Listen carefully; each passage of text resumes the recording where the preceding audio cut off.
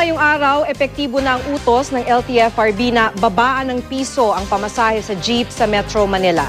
Dahil daw ito sa sunod-sunod na rollback sa presyo ng produktong petrolyo. Pero ang ilang transport group humihiling ng karagdagang panahon para ipatupad ang bawas pasahe. Makibalita tayo kay Sheila Vergara Rubio. Tila maagang pamasko para sa mga commuter. Ang desisyon ng Land Transportation Franchising and Regulatory Board o LTFRB na bawas pasahe sa jeep sa Metro Manila. Hindi lang kasi 50 sentimo, kundi piso ang ipatutupad na bawas pasahe sa jeep simula ngayong araw.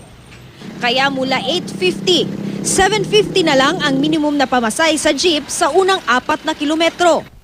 Ayon sa LTFRB, hindi na kailangan ng fare matrix o taripa para rito dahil ganito naman daw ang dating komputasyon. The drivers and passengers can refer to the prevailing fare matrix that are posted right now. Ang gagawin lamang po nila ay magbabawas lang ng piso sa lahat ng mga pamasahe, kahit sa una at saka doon sa mga succeeding, dahil wala namang pagbabago doon sa succeeding kilometer. Ang transport group ng Piston, wala raw magagawa kundi sumunod sa ipinag-utos ng LTFRB. Pero sana raw, pababain pa ang presyo ng mga produktong petrolyo at ang iba pang bilihin. Hiling din ng Piston, huwag gawing ora-orada ang pagpapatupad ng kautusan, lalo't nakalabas na para pumasada ngayong araw ang kanilang mga kasamahan bago pa inilabas ang anunsyo. Magkakaroon po ng unnecessary na sigalot at away sa pagitan ng mga pasahero at ng mga driver. Importante magkaroon ng sapat na time para mag-sink in sa lahat at ma-inform ang lahat.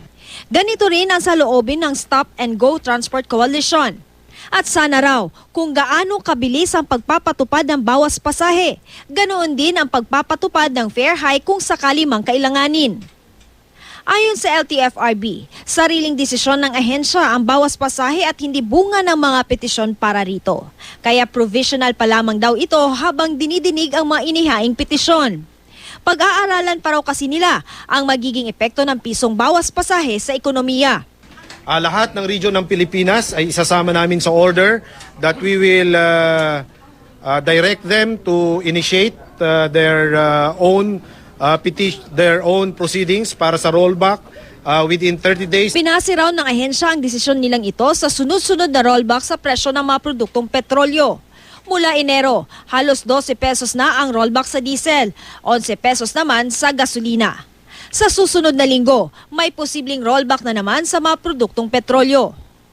Pero hindi raw matiyak ng Department of Energy kung kasinlaki ito ng mahigit 2 piso kada litrong bawas presyo nitong weekend. Ang good news dahil mura ang krudo, marami raw ang maglalakas loob na mamuhunan ng mga bagong negosyo.